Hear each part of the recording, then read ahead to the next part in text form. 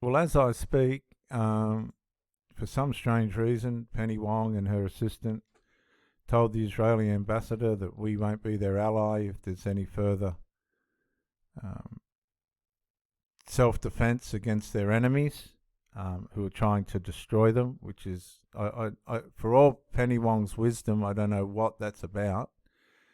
But we're looking at a lady who's a Deputy Greens leader, Maureen Fakwai, and sorry if I haven't pronounced that right, who seems to me to not have the best interests of the Australian Constitution in mind here. It appears to me that she needs to be in Palestine right now, giving away Australian politics and going to the Palestinian government and seeing if she can get in there to get things in order on the ground.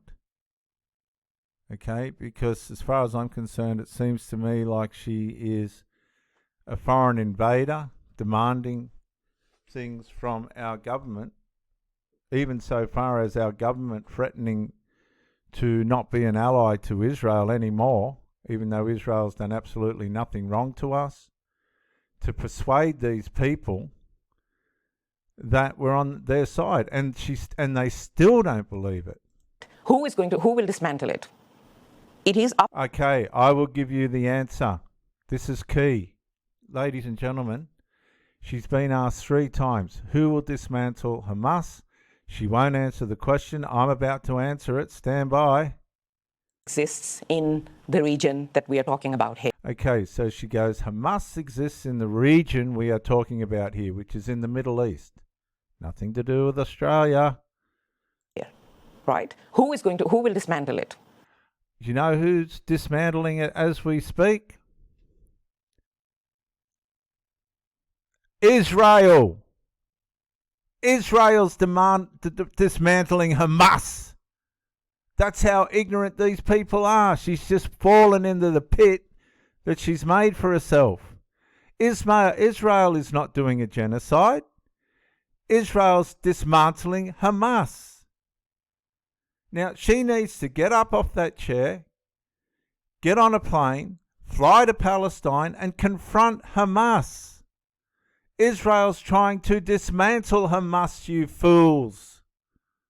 Oh, God. It is up to the people in Palestine and that region to make sure that people can live in peace. But I will say this again. The people in Palestine can't live in peace. They can't live in peace with each other. They can't live in peace with the people around them.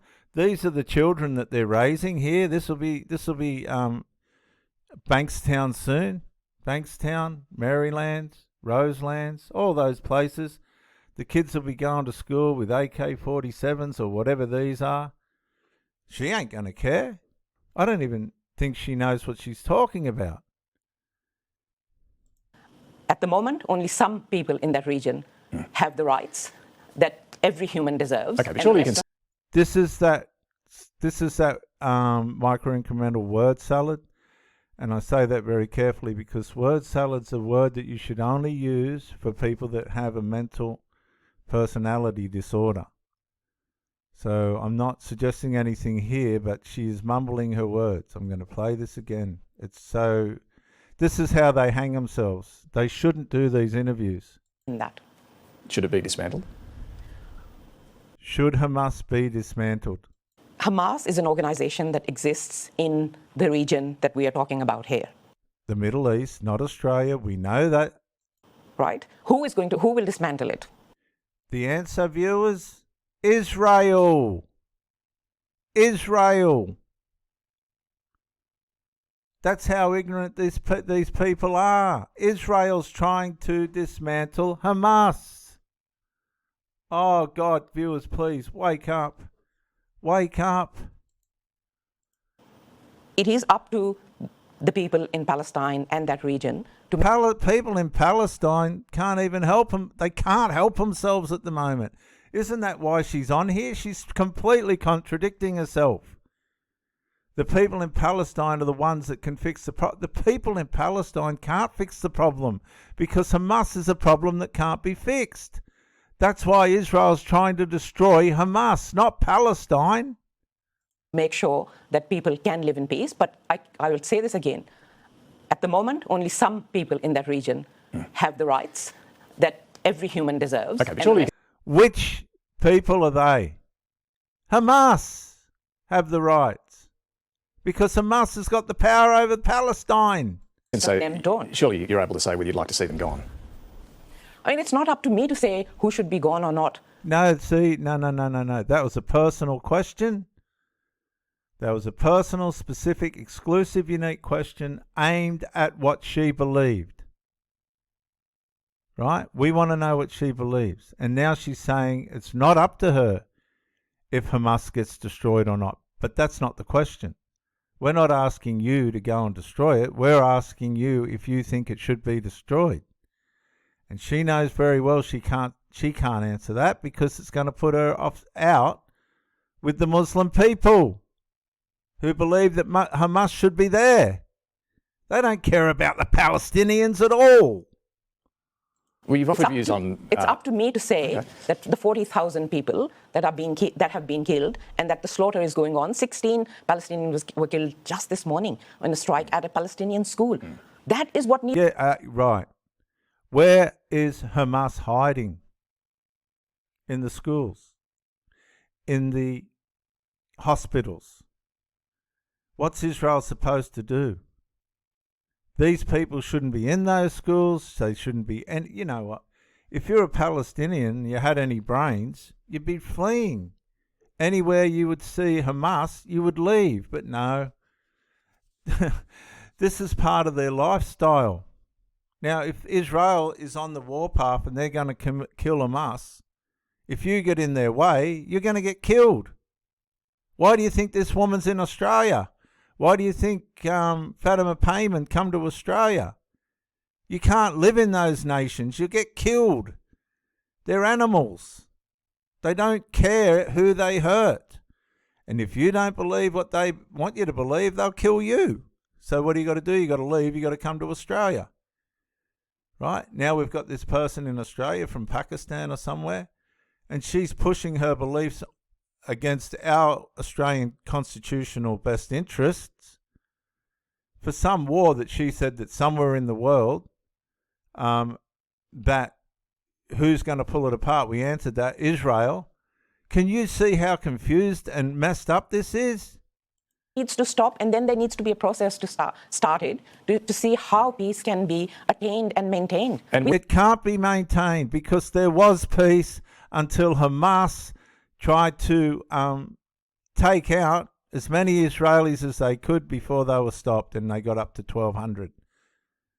And Israel's gone, we've had enough of you, we're coming after you. Now that's on Hamas. It's not on Australia, it's not on the Palestinians, but the Palestinians were always going to be the victim of it because they were the victims of Hamas before this started. She really doesn't know the depth of where she's got herself into. And as an Australian, right, with my constitutional best interests and beliefs for my country, get out. With the freedom of everyone that lives in that region. And would that peace with self-determination still allow for an Israeli state? I mean, Israeli states exist, yes. But the Israeli state exists, but if they had their way, no, it wouldn't. No, it wouldn't. If the Muslims had their way, they want Israel. And they'll wreck it if they get it, but they won't get it because there's biblical reasons for that, which I'm not on here to preach biblical Christianity. But they won't get the land of Israel. They'll never get the land of Israel. And the reason for that is partly because they can't look after what they've got themselves. you would like The to see state it, of Israel exists. you would like to see it continue to exist? Of course, there's no question about that. Okay. There is no question. Oh, there's a big question about that. There is an absolute big question about that, because why are you so self-determined to defend Hamas? I'm just going to say it. She's defending Hamas. Question about that. The question here is that the Palestinians are being denied a state by Israel and by Australia, by the US. Can you see the offence?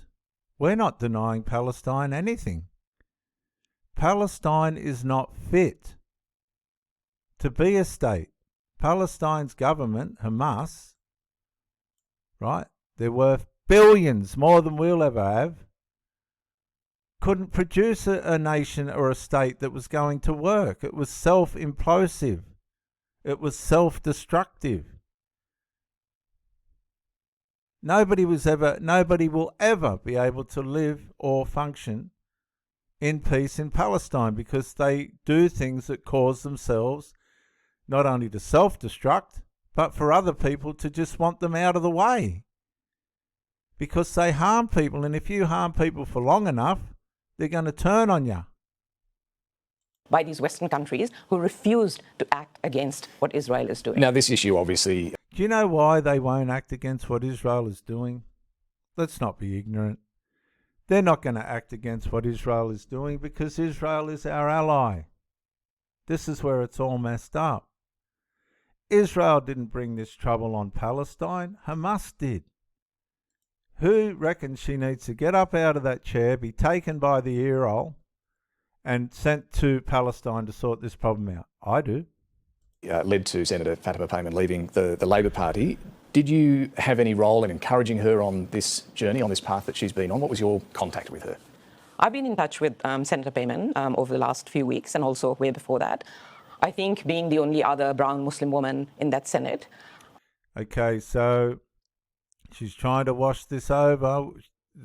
Brown, we've got a whole Senate full of Aboriginals, you fool. How offensive to the Aboriginals and the Kooris and the First Nations people. See, this is an inferiority complex now. This is that inferiority complex which always is going to lead to harm of one kind or another. Oh yeah, she's been in Fatima Payman's ear, and I bet it wasn't the right counsel either. I can understand far better than most what Senator Payman has been going through. Okay, so now we've got the victim mentality, right? And again, this is a front on her colleagues, the Greens. Just over the last few weeks, but just in general. I mean, explain that to us. That's interesting. Yeah, just because throughout my political life, I have been a target of Islamophobia. I have been a target. Well, I wonder why. It's because you're an Islamist. Everything about you says Islam. You're fighting against our budget to get money to send to Islam. You are an Islamist. Of gaslighting. I have been, vilified for strong positions that I have taken. And so, I can understand what Senator Payman is going through. And this issue of Palestine is very core to not just the Greens, but personally to me as well. Did you encourage her at all to think about joining the Greens? No, I did not. Okay. And I do think, I completely agree. She could not, because she knew Fatima Payman was the evangelist to go out now and to start the Muslim political party in Australia. She knew that. With Amy, and this has been really bugging me over these last few weeks, that we are like, there's a question about Senator Payman's agency. And again, that comes down to how Muslim women are stereotyped in this country, how they are... That is rubbish. Stereotyped by who? I don't mind Muslim women. Got no problem with Muslim women. Who stereotype? Nobody treats the Muslim women worse than the Muslims themselves. Boxed into this person who can't make up their own minds, that they are led by someone else. Someone else forced them to do this. Someone else forced them to, or encouraged them to make a decision that they wholly made by themselves. So this is where these people will throw you under the bus. She's just thrown all her colleagues, political party, everybody else that's tried to, be a team player with her, under the bus. Here we go. Senator Payman, as far as I can see it, made this decision on her moral compass, following her moral compass, listening to the community, and actually looking at what the situation in Israel is at the moment. Oh, she blew that. She wasn't looking at the situation that Western Australia was in, which means she's not got the Australian constitutional best interests in place for Western Australia. She just threw her under the bus. her political interests are for the Middle Someone East. else forced them to do this. Someone else forced them to, or encouraged them to make a decision that they wholly made on by themselves. Senator Payman, as far as I can see it, made this decision on her moral compass, following her moral compass, listening to the community, and actually looking at what The Muslim community. And that's actually looking at, drum roll, what's happening in Western Australia. the situation in Israel is at the moment. That's and you know, I'm very Now she said Israel. She got it wrong. She should have said the Gaza Strip. She's gone to see. They shouldn't do these interviews. proud of her as another Muslim woman for standing strong on her convictions. What about this organisation? So is she a Muslim as well? In Israel is at the moment. That's and you know, I'm very proud of her as another Muslim woman Now, I didn't know. Pakistani's Muslim as well, viewers. See, I'm very ignorant of all this, but I can see through it a mile away. So she's proud of her as being a breakaway as a Muslim woman. She's sent her out. Fatima Payman is now the evangelist to make sure that the Muslim people get a strong Muslim party into Australian politics. Back to this lady. for standing strong on her convictions. What about this organisation, the Muslim Vote? How do you view this organisation? So I'll first say that people of colour and Muslims have for too long been ignored in this country. Okay, so this is getting really offensive now. Apparently Muslims in Australia have been ignored. Well, not as far as I can see. I know many Muslim builders.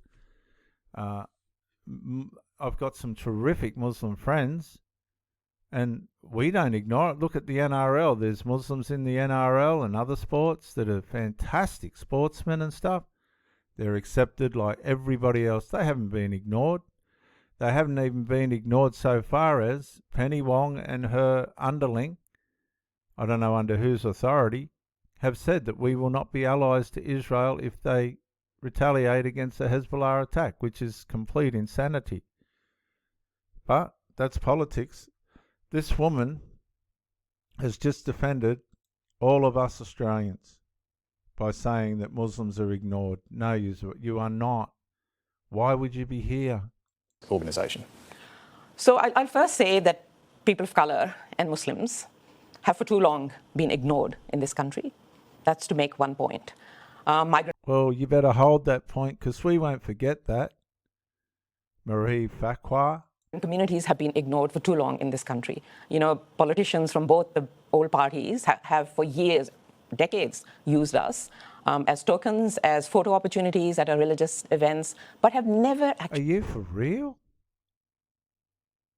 They've got all the government, if not more, assistance than no different to any of the Australians. They've had the same voice as all of the Australians. See how they make out they're vandalised, they're abused, they're pushed to the back, they've got a reason to attack. Penny Wong confronted this woman and said, you better back off with your more or less said your hate speech in another debate that she was trying to have with this woman. These people aren't victims. They're good business people. They know how to run things, but they've got a hatred, unfortunately, and that's their inferiority complex causing that. But no, look, I'm into this video, but I got no problem with Muslim people, and I don't think our politicians have had either. Why would they have trusted Fatima Payman to go into government?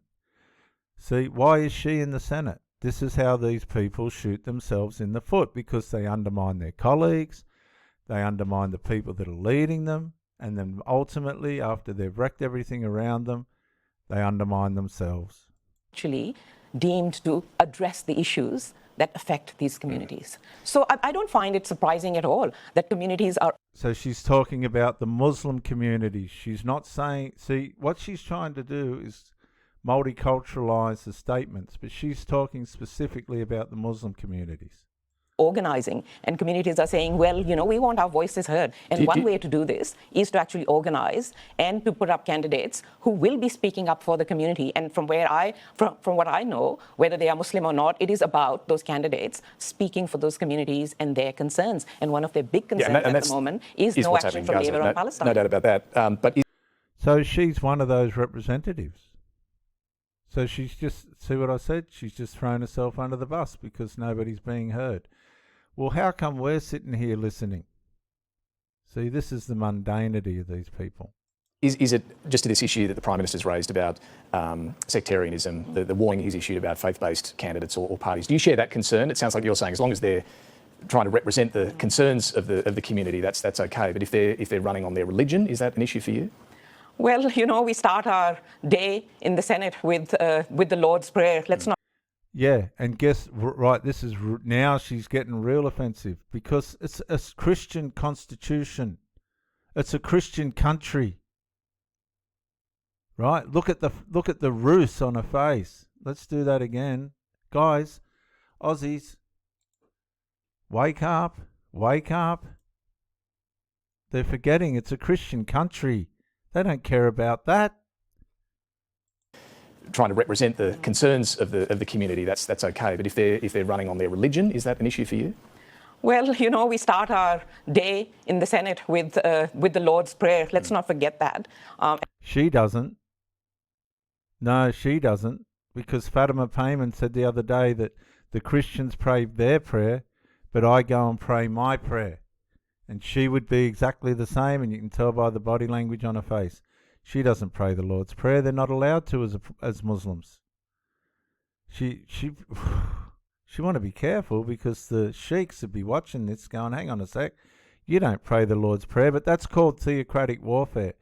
Theocratic warfare is used by cults when they lie about their beliefs so that they don't get in trouble. She'll get scolded by the sheik for saying that she prays the Lord's Prayer, but they'll let her off on theocratic warfare issues. And as much as I would love for our parliaments to be secular, I completely believe in a secular parliament. You'd like to get rid of the Lord's Prayer? Of church and state. I would like to get rid of it because, Okay, so she wants to get rid of the Australian Christian Constitution. She wants to get rid of the Lord's Prayer. She's just said it, viewers. Listen. This is why these fanatics, they can't do interviews because they're just throwing themselves under the bus. If she wants to get rid of the Lord's Prayer, which is the whole foundation of Australia, Australia's built on the Lord's Prayer.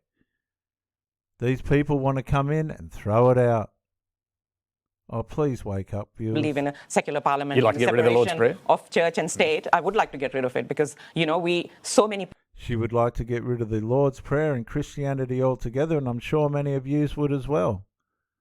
But this country wasn't just built on nothing. It was built on the Christian constitutional values that have proven for millenniums to work. But see, they'll come in and throw all that to the side and end up the way that Palestine is right now. Ruined. What a hide to sit there and say she would love to get rid of the Lord's Prayer and more or less Christianity altogether. What a horrible viewers. Wake up. Wake up. Peoples of different faiths and from all over the world live in this country. So hang on a sec. Hang on a sec. And so therefore they should take over this country? The Parliament doesn't stop these other faiths, other religions from praying their prayers in the morning. Right? They haven't said, no, this is a Christian Parliament and your prayers, the types of prayers that you do aren't welcome. But she'll sit there and say that I want the Lord's Prayer forbidden, gotten rid of, abolished, annihilated. Right? She'll sit there in front of all of us and say it. She's on the ABC News. She knows it.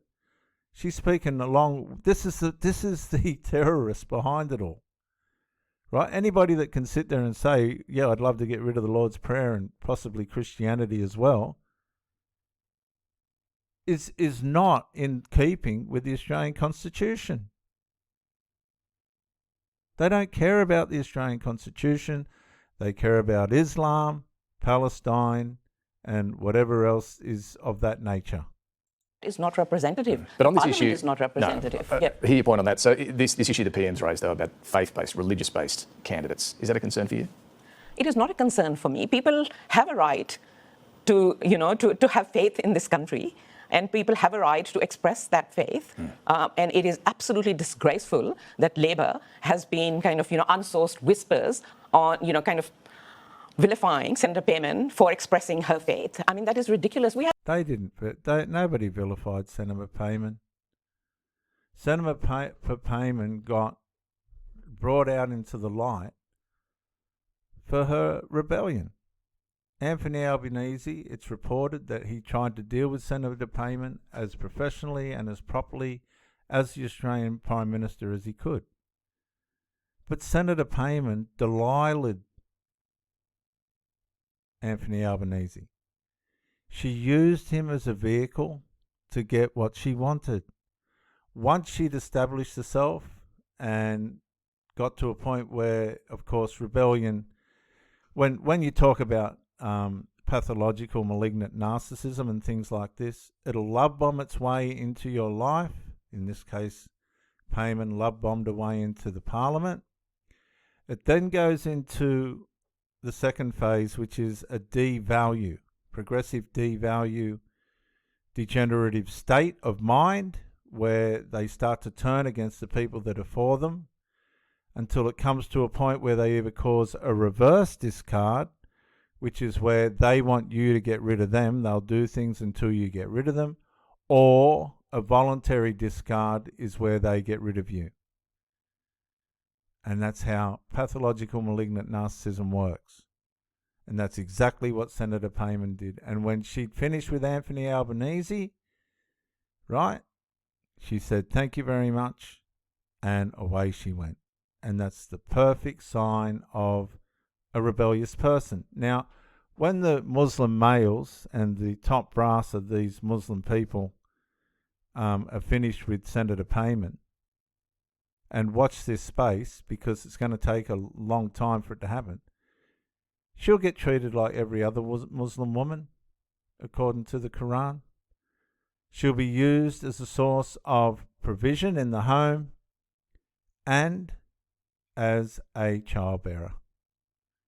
But while she's got herself outside, while she's an asset to these people on a bigger spectrum, they'll just use them as puppets.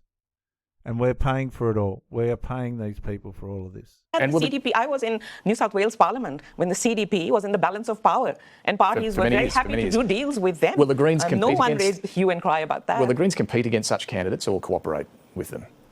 Well, we in New South Wales, we usually run candidates in every electorate, and I think time will tell, depending on what policies these candidates have. That's how we determine how we work with other candidates. Is it fair to say the Greens would focus on the inner city and perhaps these independent candidates on the western suburbs?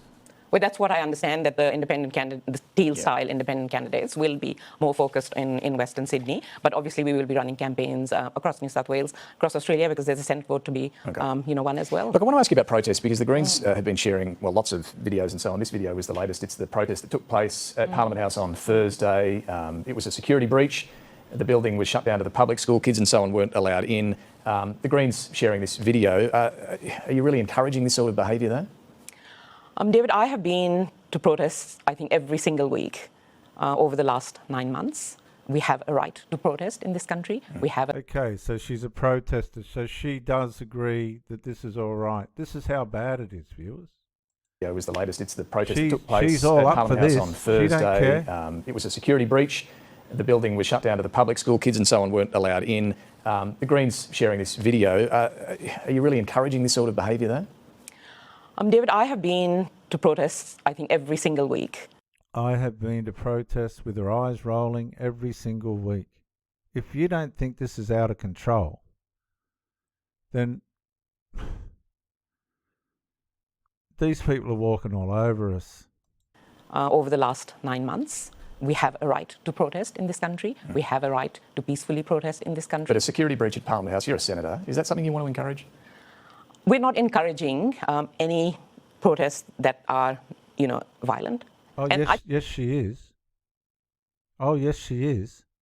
I think it was a bit rich of the Prime Minister to say that kind of unfurling a banner from the top of the Parliament House was somehow not a peaceful protest. Well, this was a peaceful protest. It is a breach of security, though. It forces the building It's to an be... intrusion into private property. It's an insult to the Australian government.